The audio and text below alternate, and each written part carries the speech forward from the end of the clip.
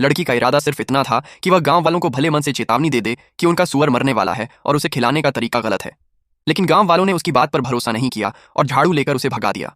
उसी समय उन्होंने एक महिला को देखा जो अभी अभी पशु चिकित्सा वेटरनरी की पढ़ाई पूरी करके आई थी। गांव वालों ने उससे पूछा कि क्या सुअर में कोई समस्या है। उस महिला ने लापरवाही से कहा कि सामान्य चारा खिलाना ही काफी है। लड़की बहस करना चाहती थी, लेकिन तभी उसका पति दौड़ता हुआ आ गया। उसने सबको याद दिलाया कि सुअर की एक्सपर्ट आ चुकी है और लड़की के हाथ में जबरदस्ती पैसे थमाकर उसे घर जाने को कह दिया। किसी को नहीं पता था कि यह लड़की असल में आधुनिक सुअर पालन की विशेषज्ञ थी, जिसकी काबिलियत को सरकार ने भी मान्यता दी थी। लेकिन एक दुर्घटना में बिजली का झटका लगने के बाद वह हमेशा दूसरे नंबर पर ही रह गई। फिर वह समय में पीछे चली गई और 1980 के दशक में पहुंच गई, जहां वह बदनाम और आलसी लड़की बन चुकी थी। पुराने शरीर की यादें एक साथ उस पर टूट पड़ीं।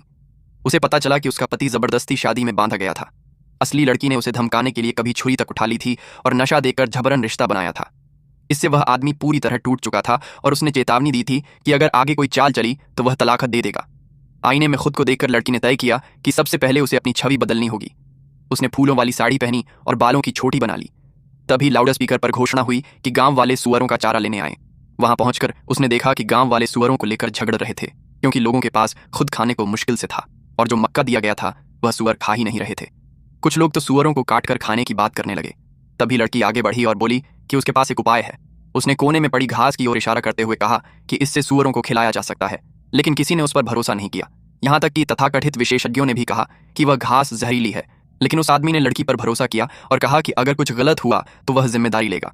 लड़की ने तुरंत आग जलाने को कहा और उस घास में सौंफ मिलाने का आदेश दिया।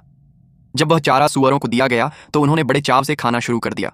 लेकिन अगले ही पल एक सुअर अचानक गिर पड़ा और चीखने लगा।